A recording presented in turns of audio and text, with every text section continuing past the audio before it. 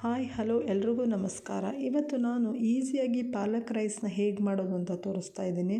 ಮೊದಲನೇದಾಗಿ ಒಂದು ಪಾತ್ರೆಯಲ್ಲಿ ನೀರನ್ನು ಬಿಸಿ ಮಾಡಬೇಕು. ಅದಕ್ಕೆ ಸ್ವಲ್ಪ ಉಪ್ಪನ್ನು ಸೇರಿಸಿ ಕತ್ತರಿಸಿಟ್ಟಿರುವಂತಹ ಪಾಲಕನ್ನು ಸೇರಿಸಿ ಒಂದು 5ರಿಂದ 6 ನಿಮಿಷಗಳ ಕಾಲ ಚೆನ್ನಾಗಿ ಕುದಿಸ್ತಾ ಇದ್ದೀನಿ. ಅದಾದಮೇಲೆ ಒಂದು ಮಿಕ್ಸಿ ಪಾತ್ರೆಗೆ 7ರಿಂದ 8 ಎಸಳು ಬೆಳ್ಳುಳ್ಳಿ, ಸ್ವಲ್ಪ ಕೊತ್ತಂಬರಿ ಸೊಪ್ಪು, ಒಂದು ಹಸಿಮೆಣಸಿನಕಾಯಿ, ಹಾಗೆ ಬೇಯಿಸಿಟ್ಟಿರುವಂತಹ ಪಾಲಕನ್ನು ಸೊಪ್ಪನ್ನ ಸೇರಿಸಿ ಪೇಸ್ಟ್ ಮಾಡಿ ಇಟ್ಕೊಂಡಿದ್ದೀನಿ. ಹಾಗೆ ಒಂದು ಕುಕ್ಕರ್ ಪಾತ್ರೆಗೆ ಸ್ವಲ್ಪ ಎಣ್ಣೆ, ಒಂದು 5ರಿಂದ 6 ಲವಂಗ, ಒಂದು ಮರಾಠಿ ಮೊಗ್ಗು, ಚಕ್ಕೆ, ಪಲಾವ್ ಎಲೆ, ಒಂದೆರಡು ಏಲಕ್ಕಿಯನ್ನು ಸೇರಿಸಿ ಲೋ ಫ್ಲೇಮಲ್ಲಿಟ್ಟು ನೀಟಾಗಿ ಹುರಿತಾ ಇದ್ದೀನಿ.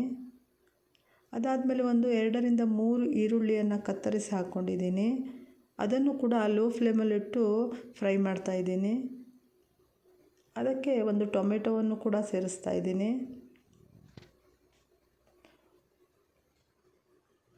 ಟೊಮೆಟೊ ಚೆನ್ನಾಗಿ ಬೆಂದ ಮೇಲೆ ರುಬ್ಬಿಟ್ಟಿರುವಂತಹ ಪಾಲಕ್ ಪೇಸ್ಟನ್ನು ಕೂಡ ಸೇರಿಸಿ ಲೋ ಫ್ಲೇಮಲ್ಲಿಟ್ಟು ಕಾಯಿಸ್ತಾ ಇದ್ದೀನಿ.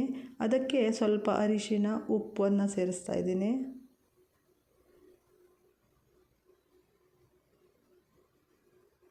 ನೋಡಿ ಚೆನ್ನಾಗಿ ಬೇಯ್ತಾ ಇದೆ.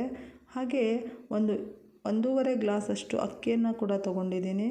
ಅದಕ್ಕೆ 1.5 ಗ್ಲಾಸ್ ಅಕ್ಕಿಗೆ ಒಂದು 3 ಗ್ಲಾಸಷ್ಟು ನೀರನ್ನು ಸೇರಿಸಿ ಮುಚ್ಚಳವನ್ನು ಮುಚ್ಚಿ ಒಂದು 2 ವಿಷಲ್ ಬರೋವರೆಗೂ ಬೇಯಿಸಿದ್ದೀನಿ.